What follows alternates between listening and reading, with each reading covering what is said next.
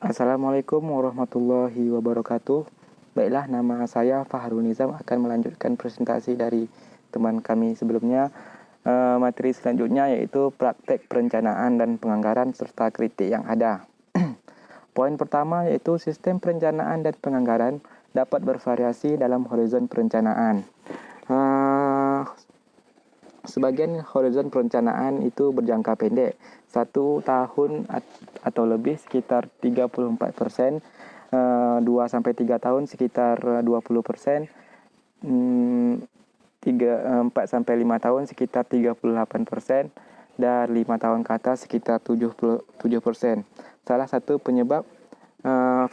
satu faktor penyebab horizon perusahaan ini adalah lamanya siklus bisnis, yaitu antara investasi dan pembayaran.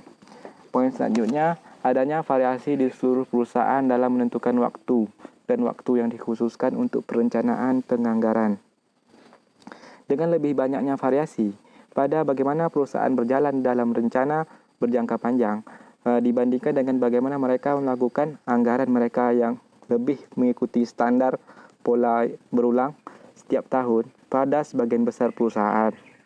Sebagian besar perusahaan memulai proses penganggaran mereka 4 sampai 6 bulan sebelum tahun fiskal berakhir dan menyelesaikan selama 2 tahun terakhir.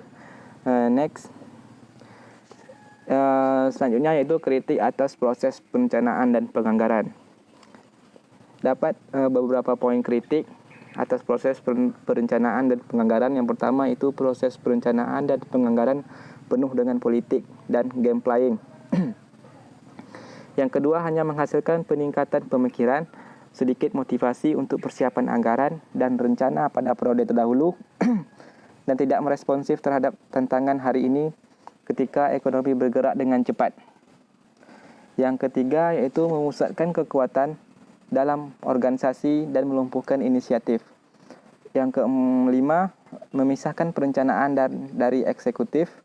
Yang keenam, yaitu menyebabkan terlalu banyak biaya untuk memanfaatkan untuk manfaat yang terlalu sedikit. Selanjutnya, poin selanjutnya, praktek perencanaan dan penganggaran serta kritik yang ada ini. Berdasarkan kritik yang ada, yang slide sebelumnya memberikan sejumlah saran untuk memperbaikan, memodifikasi yang relatif sedikit pada proses perencanaan dan penganggaran tradisional. Yang kedua, kondisi bisnis rentan bergeser sehingga sulit untuk menyesuaikan rencana dan anggaran dengan tepat. Yang ketiga yaitu prinsip beyond budgeting memiliki fleksibilitas jaringan antara rekan kerja yang digunakan untuk memberikan dan menukarkan data dan membagi praktik-praktik. Prinsip beyond budgeting ini perbaikan dari penganggaran tradisional karena banyaknya kritik yang ada. Maka digunakanlah prinsip beyond budgeting. Karena beyond budgeting ini menganut sistem desentralisasi yang mana dari manajer bawah ke top manager. Hal ini dapat memberikan penukaran data dan membagi praktik-praktik. Karena yang mengetahui keadaan suatu keuangan atau kendala-kendala yang ada dalam divisi, yaitu para manajer subdivisi itu sendiri. Maka dia diberikan kewenangan untuk praktek perencanaan dan penganggaran. Baiklah, sekian dari saya. Selanjutnya pembahasan kasus yang akan dibahas oleh teman kami selanjutnya. Kepadanya kami persilakan.